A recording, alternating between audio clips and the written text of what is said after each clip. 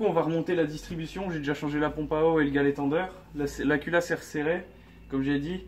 Malheureusement, la dernière fois, quand j'ai remonté la distribution, j'ai senti les soupapes toucher. Du coup, j'ai dû redémonter la culasse, vérifier que tout était en place et qu'il n'y avait rien de cassé. Là, j'ai remonté le tout. Il n'y a rien qui a l'air pété. Donc, c'est bon. On va remonter cette courroie de distribution. Alors, comment ça va se passer? On s'installe. Et il faut la poser ici. Donc, vous voyez, j'ai ma pige qui est toujours là. Et la pige au niveau du volant moteur, mais c'est bon, on va pas la montrer, hein, on sait qu'elle est là. Alors, le plus difficile, c'est de réussir à caler la courroie correctement. Donc, ce qu'il faut savoir, c'est que entre ici, le truc qui est au fond, et ici, il faut que ce soit le plus tendu possible. Là, il n'y a pas de galet qui vient tendre ici, d'accord? Et qui permettrait de régler la tension, régler le décrantage, enfin, le fait que ce soit décalé d'un cran, tout ça. Il n'y a aucun réglage, c'est à vous de bien le faire. Donc en gros ici il faut bien le tendre, sinon la courroie va se décaler quand vous allez tourner. Et ensuite il faudra tendre par le galet tendeur. Il y a un outil carré qui permet de le tendre. Bien sûr je l'ai rangé et posé quelque part. Ici. Donc avec cet outil, on va venir se prendre dans le galet. Je vais essayer de vous montrer. Donc moi je passe ma main par en dessous. Et le galet qui est ici, il y a un petit carré dedans. Et regardez ce qui se passe. Vous voyez? Je peux le tourner comme ça. Et ben ça va permettre de tendre. Du coup là c'est détendu, là c'est tendu, là c'est détendu, là c'est tendu. Du coup il faut le desserrer ça un peu, pas trop, hein. Faut juste que ça se soit libre. Vous le mettez au format détendu. Donc détendu c'est un peu là, vous le bloquez un peu, nickel. Et maintenant on va déposer la courroie. Alors, le moteur tourne dans ce sens. Du coup, la courroie on la met comme ça, avec la flèche qui va là-bas. Vous voyez, on voit la flèche. Du coup, on fait... On essaye de le mettre un peu en dessous. Voilà, donc là... Je pose un peu la courroie, un peu à l'arrache, hein. Bon, sur ça on s'en fout. Pour le moment, on la dépose juste là. Ensuite, on passe sous la voiture. Il faut tourner le volant le plus à droite possible. Donc en fait, il faut essayer de la glisser. Voilà, là ça a l'air d'être bon. Ah ouais, elle est plus dedans. Ouais, mais ça c'est pas grave. Du coup là, elle est dedans en bas. Ça a l'air d'être bon. En tout cas, je sens qu'elle est dans les dents. Donc maintenant, ce qu'il faut faire, ici, faut... la tirer, j'avais tiré comme ça. Ensuite vous voyez, il faut la tirer vraiment de toutes vos forces, comme ça, et vous la mettez. Vous voyez là, ici, maintenant on regarde. Regardez, vous pouvez passer votre doigt. Je pense qu'elle est tendue. Je vais regarder. Ouais, vous voyez, c'est tendu ici. Donc là maintenant, il faut la passer le long. Ensuite avec votre main, vous la passez en dessous. Vous prenez la courroie. Tant bien que mal, vous la décalez sous le galet, comme ça. Ensuite, il faut la repasser au niveau de la pompe à eau. Donc là, c'est assez galère. Je vais prendre ta place, Valentine. On décale. Hop. Et là, tu peux refilmer. Parfait. Donc là, la courroie, il faut que j'aille la prendre par ici. Que je la tire. Parce que là, en fait, elle s'est barrée du bas. C'est ça le problème. Hop. Voilà. Voilà, là, elle est passée derrière la pompe à eau. Maintenant, il faut que je la repasse au niveau du galet. C'est bon. Elle est à peu près en place. Donc on la cale bien. Voilà. Là, vous voyez, la courroie, elle passe dans tous les accessoires. Elle est au niveau de la poulie d'Arbacam, au niveau du galet tendeur. Elle passe au niveau de la pompe à eau et elle passe au niveau de la poulie d'Vilebrequin. Mais si vous regardez bien, regardez. Vous voyez, en foutant la courroie partout, elle s'est détendue. La dernière fois, j'ai fait cette erreur. Je fais bon, on va essayer de faire des tours moteurs. Et oh là, tout s'est décalé et j'ai failli plier les soupapes. Du coup, en fait, il faut juste prendre la courroie, tu la remontes, et là, tu vas gagner. Tu décales les dents. Ok? Donc là, tu revérifies la tension. Selon moi, là, ça a l'air d'être bon, tu vois? Pour moi, ici, c'est pas mal du tout. Donc, je vais essayer de voir si on peut redécaler d'une dent. Non! C'est tendu au maximum, donc là, c'est bon. Maintenant, il faut juste prendre notre outil carré que j'ai rangé par terre. On vient le foutre dans notre galet tendeur et on vient tendre la courroie. Vous voyez, comme ça là. Vous voyez, j'arrive à la tendre là. Là, elle est bien tendue. Mais je vais juste vérifier que j'ai bien foutu sur la pompe à eau. Voilà, ça a l'air d'aller, ça a l'air d'aller. Là, vous voyez, c'est un peu lâche, hein. Mais ça, c'est normal. Tant que c'est bien tendu ici, vous aurez normalement pas de problème. Ouais, là ça a l'air d'aller. Ça a l'air d'aller. Du coup, je vais tendre la courroie et on va voir si ça marche. Du coup, on vient foutre son truc carré dedans. Donc les piges, en fait, le carré qui permet de tendre la distribution, je l'ai eu aussi avec le site que je vous avais dit qui m'avait permis d'acheter les piges. C'était le site Worken. Il y a un pack de piges dedans et qui contient aussi le truc pour tendre la distribution. Donc là, je l'attends juste à l'arrache, je serre pas trop fort, juste histoire que ça tienne. Bien sûr, vous serrez juste pas comme ça en mode c'est bon quoi. Juste vérifier l'attention partout. Donc là, vous voyez, c'est tendu en bas. Là, vous voyez, j'arrive à la pousser tout doucement. Ici, c'est tendu aussi. Et c'est tendu là. Donc là, par contre, il faut vérifier qu'elle est assez tendue entre le tendeur et ici. Du coup, là, je vais essayer de la tourner. Enfin, je la prends avec les doigts, puis je regarde en tournant. Bon, ça a l'air d'être assez tendu. Et là, il faut que je ne réussisse pas à faire plus d'un demi-tour. Vous voyez ici? C'est qu'elle est bien tendue. Donc là, normalement, tout est OK. Et vous voulez savoir si en remontant, ça va aller? Ben, je vais vous montrer comment vérifier. Premièrement, vous enlevez la pige qui est sur votre volant moteur, ici. Juste là, vous voyez. Normalement, si vous avez suivi mon tutoriel, vous foutez fine par là, tu vois, tu me connais. Voilà, nickel. Si vous avez suivi mon tutoriel, vous foutez une pige au niveau du volant moteur. Donc vous l'enlevez. Ensuite, il faut enlever celle au niveau de l'arbre à cam, qui est juste ici. Donc là, on va la virer. Parfait. Maintenant, avec une boule de 22, une rallonge et mon cliquet, on va aller tourner le volant moteur. Le vilebrequin, ouais, c'est pareil. Du coup là, je vais demander à tout le monde de vérifier que ça se passe bien. Vérifier que ça se décale pas, tout simplement. Non, ça tourne.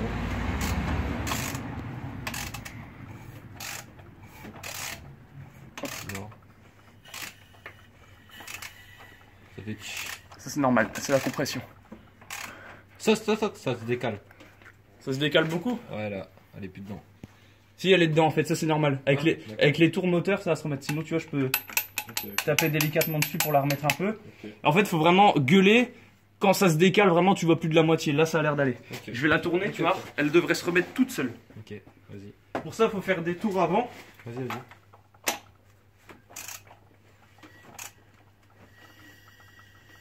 Je vais passer à la compression. Elle se remet ou pas? Vas-y, là, t'as pas encore fait un tour. Vas-y, là, ça me paraît bon. Vas-y, ce côté-là. Continue ton tour, vas-y.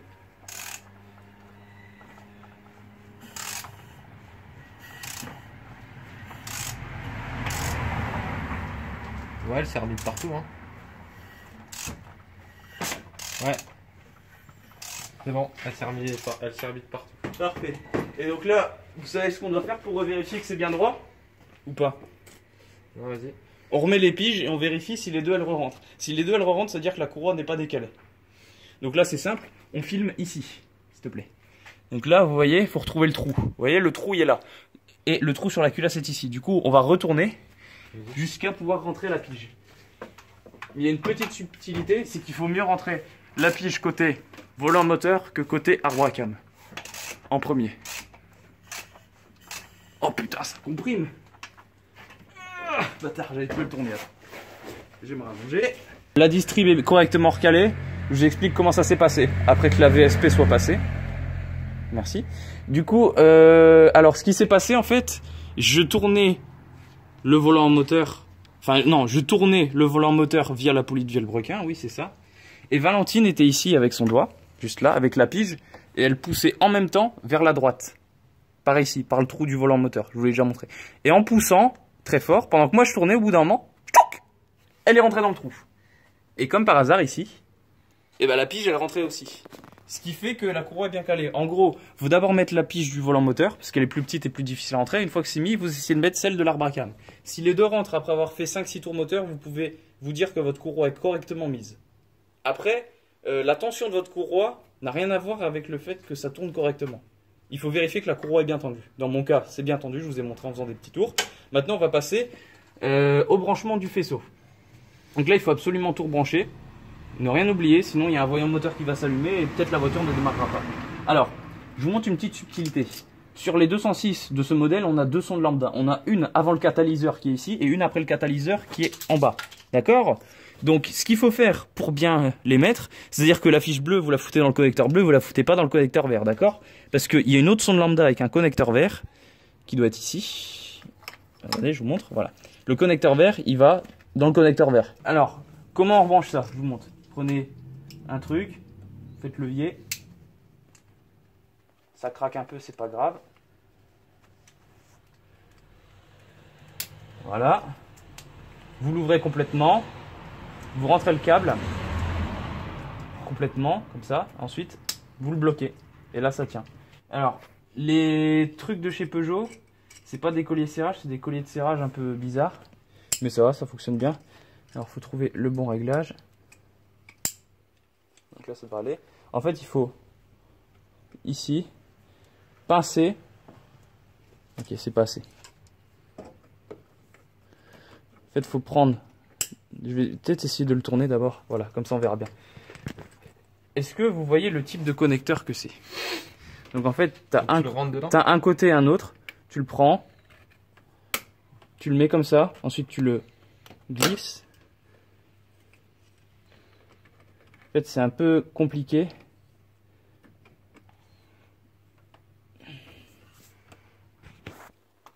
Voilà, en fait, il faut le tourner et l'avancer en même temps. En fait, c'est très merdique hein, comme système. C'est sympa parce que tu peux le faire avec une pince. Je sais pas, ils aiment bien le bricolage, mais moi je préfère les vrais colliers de serrage quoi. Avec la vis sur le côté. Ouais, ouais. Là, ça va pas. Attends. En fait, ça fait... T'as l'impression que des fois, ça peut faire gagner du temps.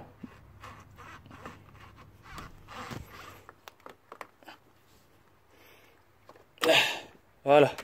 Là, c'est bon. En fait, il faut passer... Il y a un espèce de rebord, on le sent en doigt ici. Il faut le passer, après, il faut bloquer le collier. Donc là, c'est fait. Ensuite, il y en a un en dessous de la bagnole, qui est juste là. Au niveau du radiateur. Donc moi, j'avais tout enlevé pour vider le radiateur, parce que... il y avait une belle mayonnaise dedans. J'ai nettoyé le radiateur pour information avec un Karcher. En fait, j'ai viré tous les durites, puis j'ai fait un coup de rotabusy. D'ailleurs, regardez. Regardez ce que je retrouve là-dedans. En fait, tu sais ce qui se passe? Je crois que la précédente proprio, elle essayait de foutre, tu sais, les produits réparation de joints de culasse de merde, là. Ouais. Je crois qu'elle en a foutu dans son vase d'expansion, et du coup, bah, t'as de la pâte un peu partout. Donc ça, bah, on enlève, quoi. On est encore là-dedans. Ouais, il y en a encore là-dedans. Bah, j'espère que son radiateur est pas bouché. Si le radiateur est bouché, je le changerai. Hein. Mais tous les tuyaux et tout, ça va. Je les ai débloqués. Il y en avait aussi dans la culasse. Enfin, il y en avait un peu partout. Sérieusement, n'utilisez pas des produits qui bouchent. Hein. Ça sert à rien en fait. Ce que vous allez faire, c'est juste retarder l'inévitable. C'est-à-dire qu'il faudra déculasser ou changer le moteur. Après avoir débranché les sondes lambda, enfin rebranché les sondes lambda, pardon, il reste le connecteur qui permet d'afficher la température du compteur. Donc c'est facile, c'est un truc à un fil seulement. Ce qui est assez étrange d'ailleurs. Mais... du coup, ça vient se fixer juste là. Comme ça. Vous voyez, juste ici, en fait, au niveau du boîtier d'eau, vous avez un connecteur. Voilà. C'est tout! Bon, alors, du coup, je vais vous expliquer un truc. J'ai eu beaucoup de flemme pour filmer, mais c'est pas grave, je vais vous expliquer tout ce que j'ai fait. Avec Yanis et Valentine, on a refixé tous les câbles du faisceau du boîtier d'eau, donc il y a 3-4 connecteurs. Pour l'admission, c'est pareil, on a reclipsé un câble ici, un câble derrière, et le câble là. Ensuite, on a reclipsé le faisceau d'injection qui vient par ici. Et donc là, je suis en train de déposer les vis pour pouvoir leur fixer. Donc c'est du T30 ici. J'enlève les vis que j'ai déposées sur la culasse. D'accord.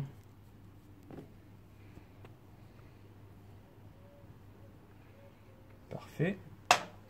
Ensuite, on va pouvoir fixer notre boîtier. Donc de mémoire, ça vient comme ça. Il faut bien le positionner. Tu vois, ça vient comme ça.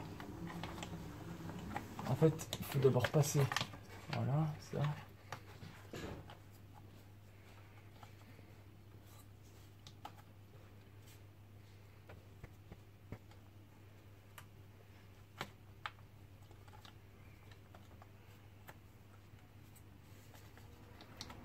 Voilà, là, il y en a un qui est rentré.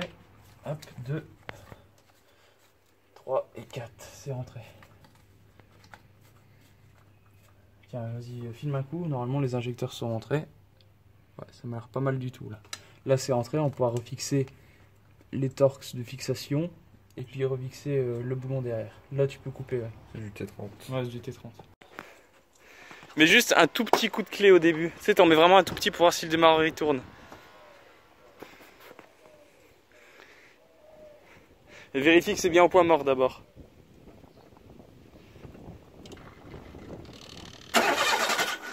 Attends. Vas-y, mets.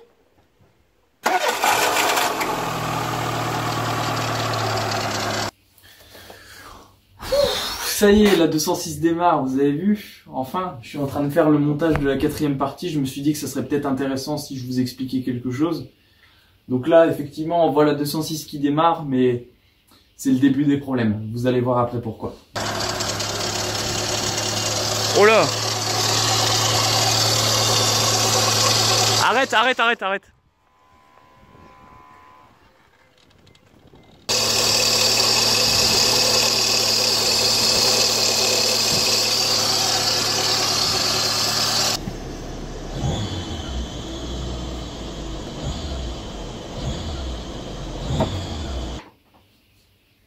Donc oui, vous avez bien vu dans la vidéo, ça fait un bruit affreux, c'est infernal. Donc je vous dis dans la vidéo quelque chose, donc c'est pas tendu mais serré le bon terme, hein, vous allez voir. Donc le petit bruit, je l'ai identifié au bout de 5 minutes, il n'y a pas de souci, vous allez voir le bruit que ça fait maintenant. Avec le galet tendu, c'est peut-être mieux.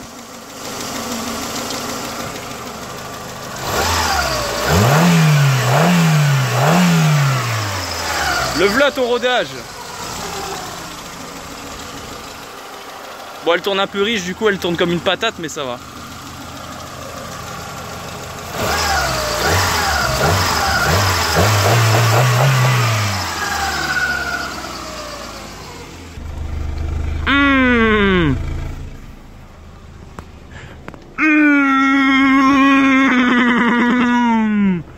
Vas-y, accélère. Wam, wam. Vas-y, wam. Bon, abuse pas non plus, hein. Mais ça va. Content.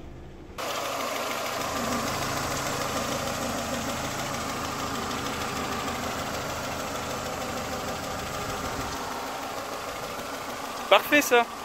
Donc vous avez vu, on peut appuyer sur la pédale, il n'y a aucun souci, le moteur il répond comme jamais, on appuie sur la pédale, il prend les tours, il monte jusqu'à 5500 tours, il n'y a aucun problème. On s'est pas amusé à faire du rupteur, j'en ai fait après, je vous le cache pas, mais il n'y a pas de problème, il monte bien jusqu'à la fin de la plage de son régime. Donc là, bien sûr, on l'a fait après avoir fait tourner le moteur 10-15 minutes à ralenti. On n'a pas fait ça comme des charrons. Vous avez vu, j'étais bien content que ça démarre. L'échappement, l'odeur que ça avait avec les gros injecteurs à l'essence, ça sent bon le samplon 98. Alors, je sais pas si vous l'avez remarqué, mais il y a un indice juste avant le moment où je parle, là, actuellement, dans la vidéo juste avant. Il y a un moment où on entend le moteur qui fait un drôle de bruit, vous voyez? Vous savez, comme un Phantom, ça fait wouh, wouh quand j'accélère. Et en fait, ça montre qu'il y a un problème à un autre endroit. Et vous allez voir dans la séquence qui suit le problème.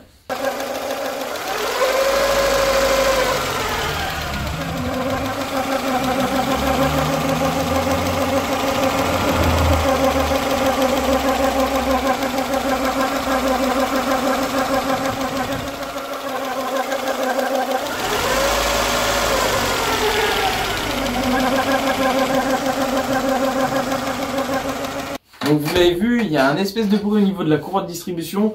Donc pour vous dire, ça a été réglé depuis, hein, il n'y a aucun souci. La voiture, elle a fait 2000 km, etc. Donc j'ai vraiment pris du temps à faire le montage. Je suis désolé, mais j'ai beaucoup de projets personnels qui me tiennent à cœur et que j'ai dû me concentrer dessus. Mais là, la 206 est finie, elle roule. Il y a encore quelques points à prévoir, notamment le changement du radiateur moteur. J'en ferai sûrement une vidéo d'ailleurs, parce que bon, le radiateur, il fuit. Donc on est obligé de remettre du liquide de refroidissement tous les 500 km, c'est un peu chiant, c'est même très pénible à l'usage, mais la voiture roule, elle ne consomme pas d'huile. La mayonnaise, c'est auto-nettoyé, donc pendant 1000 km, il y a eu de la mayonnaise qui remontait dans le vase d'expansion. J'ai même eu peur, j'ai cru que je l'avais mal réparé, mais au final, c'est juste les résidus qui revenaient, vous savez, du radiateur de chauffage, lui, je l'avais pas nettoyé, etc. Mais bon, la courroie de distribution était trop tendue, du coup, ça faisait un wouah, wouah, wouah, wouah, wouah, wouah, et quand on accélère, ça faisait wouah. Alors si ça peut aider certains d'entre vous, j'ai déjà croisé des voitures dans la rue qui ont ce bruit là, donc c'est sûrement votre courroie de distribution qui est trop tendue. Après l'avoir détendue, le bruit a totalement disparu. Alors si ça peut vous aider, je vais vous donner une astuce pour la courroie de distribution. Alors j'avais vu une vidéo de Garage Bagnole et Rock'n'Roll, je pourrais sûrement mettre le lien dans la description au niveau de l'endroit où ça aide, parce qu'à mon avis ça pourra sûrement en aider d'autres, et si ça vous permet de régler un problème, tant mieux pour vous. Il a montré qu'il avait fait une tension avec une application, l'application de Continental, je crois, ou enfin je sais plus trop l'application, je veux pas m'avancer là-dessus. Mais en fait, vous mettez le micro de votre téléphone, donc c'est une application que vous pouvez télécharger sur Android ou iPhone, il n'y a pas de souci. Vous la mettez à côté de votre courroie et puis vous jouez de la guitare avec, vous savez, ping, ping. Et ça va faire une fréquence que votre téléphone va capter. Et alors l'application est très mal foutue. Donc, vous pouvez rentrer des paramètres et peu importe la fréquence que vous avez, il va dire que votre courroie, c'est bon, elle est bien tendue. Pas du tout. Il faut pas l'utiliser, si vous voulez, si elle va vous dire c'est bon ou c'est pas bon, c'est faux. Ce qui est intéressant par contre, c'est que l'application elle va vous donner une valeur en Hertz. Alors moi, quand j'ai contrôlé la tension de la courroie, quand il y avait le sale bruit, la tension elle était aux alentours de 80 Hz, 80-85 Hz. Et j'avais regardé la vidéo de Garage Bagnole et Rock'n'Roll, et lui il présentait l'application et il a dit bon vous voyez là c'est bon, au final l'appli elle dit rien d'intéressant, mais lui sa voiture ne faisait pas de bruit au niveau de la courroie de distribution. Et j'ai remarqué que sur l'application il avait une tension comme 65 Hz à peu près. Du coup j'ai juste desserré le galet tendeur, vous savez avec le carré d'entraînement là. Je l'ai descendu un tout petit peu, j'ai resserré, je suis arrivé à 70 Hz, et j'ai redétendu un peu, je suis arrivé à 67 Hz. Je me suis dit bon là c'est bon, j'ai bien resserré le galet tendeur, j'ai remonté la courroie de distribution, je démarre, et là surprise, plus aucun bruit. La courroie ne fait plus de bruit, le moteur il prend les tours comme avant, il n'y a pas de si, j'ai pas dû refaire la distribution, etc. J'ai juste bien recalé correctement la tension avec le galet tendeur, donc je l'ai détendu un peu comme j'ai dit tout à l'heure à 65 Hz, 65, 67, je sais plus trop, mais quand j'ai redémarré, plus aucun bruit, pas de souci. Du coup là j'ai pu la vendre à ma soeur, elle l'a récupérée, elle en est super contente. Avec les gros injecteurs avec de l'éthanol, il n'y a aucun souci, au moins ça coûte pas cher, vous avez bien vu, j'avais mis des injecteurs bleus dans la vidéo. Et alors je suis désolé pour ce point-là, j'aurais dû le filmer, mais le démarreur est tombé en panne, j'ai dû le changer. Je devais le faire dans l'urgence, du coup j'ai pas pris le temps de le filmer. Mais si ça peut vous rassurer, vous avez vu, j'ai un point qui me filme. Alors j'ai acheté un pied qui va pouvoir me permettre de filmer beaucoup mieux mes vidéos. Vous verrez, les qualités vont s'améliorer avec le temps. Là j'ai encore quelques vidéos que je dois vous monter. Ce sera pas forcément une très bonne qualité, mais ça s'améliorera avec le temps. Vous verrez quand j'aurai commencé à faire d'autres projets sur d'autres voitures, etc. C'est un pied qui monte de 50 cm à 1,50 m de hauteur, donc autant vous dire ça pèse. Et voilà, il n'y a que ça à dire sur la 206. Donc n'hésitez pas à vous abonner. J'aimerais vraiment que la chaîne prolifère au niveau du monde d'abonnés, qu'il y ait de plus en plus de gens qui s'y intéressent. En tout cas, le projet 206 est terminé, la voiture roule, donc pour moi le projet est terminé. Il y aura juste de l'entretien à faire, le changement du radiateur, etc. Je ferai un contrôle avec une vidange pour voir si les fluides sont ok. Ma soeur elle devra changer les deux pneus à l'avant et faire une petite géométrie, puisque le volant est comme ça pour rouler droit. C'est pas parfait, mais si ça peut aider. Le contrôle technique est passé. Donc après que j'ai fait toutes les réparations de la voiture, vidange, etc., pas de problème au niveau de la pollution, pas de problème au niveau des freins, pas de problème au niveau des pneus. Juste que les pneus avant, ils ont 9 ou 10 ans, du coup, ils commencent à craquer un peu, il faudra les changer. Mais sinon, tout restait bien. J'ai aussi débosselé la carrosserie. Alors ça, je pense que je vais vous faire un tuto débosselage carrosserie. Alors, les mecs du métier, etc., il n'y a pas de souci. Je sais que ce que je fais, c'est pas ce que vous faites dans votre métier, vous avez sûrement des machines beaucoup plus précises, mais j'ai trouvé un outil sur AliExpress qui coûte 20-25 €, vous pouvez l'utiliser avec un pistolet à colle, et ça tire très bien la carrosserie, et j'ai ma Colt qui s'est mangé une belle marche arrière par quelqu'un qui m'a pas laissé de mot sur le pare-brise. Alors je suis bien dégoûté, mais ça fait quoi? Ça fait 1 an que je l'ai ce problème sur l'arrière de la carrosserie, et là je suis motivé à le retirer, ce que j'ai fait sur les ailes, je vous mettrai les photos avant-après, vous verrez. Le résultat est quand même bien acceptable par rapport à ce que c'était. Et en fait, ça a retiré totalement les bosses de la carrosserie de Marine. Et du coup, la voiture est bien propre, etc. Donc de ce côté-là, voilà, la 206 est terminée. J'espère que vous avez adoré ce projet. Moi, franchement, ça m'a fait découvrir la mécanique. C'est un truc de malade, j'adore faire ça. Donc il y aura sûrement d'autres voitures qui vont arriver sur la chaîne. N'hésitez pas à la partager à vos amis, aux personnes de votre famille. Et même si vous ne faites pas du partage, mettez un like ou dites-moi dans les commentaires ce que je pourrais faire, les les outils pas chers qui peuvent être pratiques des fois quand on fait de la mécanique partagée. C'est un métier qui m'intéresse beaucoup. Enfin, un domaine qui m'intéresse beaucoup. J'aimerais en apprendre plus. Moi, je travaille dans l'informatique, c'est pour moi une passion. La semaine dernière, j'ai fait une vidange, j'ai aidé un ami, je fais ça gratuitement. C'est des choses que j'aime, voilà. Donc, je vais sûrement continuer l'activité sur cette chaîne. Je vais aussi essayer de faire passer ma chaîne sur la chaîne de GarageBand et Rock'n'Roll. Je vais montrer que je m'investis dans la chaîne, j'achète des pieds, j'achète un appareil photo, tout ça. Donc, on va essayer de faire court. J'ai aussi un PC, je me suis procuré le logiciel Final Cut Pro. C'est un très bon logiciel. On va essayer de faire des montages de qualité avec dans les prochaines vidéos. Et bah là, j'ai plus qu'à vous souhaiter une bonne journée, une bonne semaine, une bonne année, un peu de tout. Et à très vite sur la chaîne. Au revoir.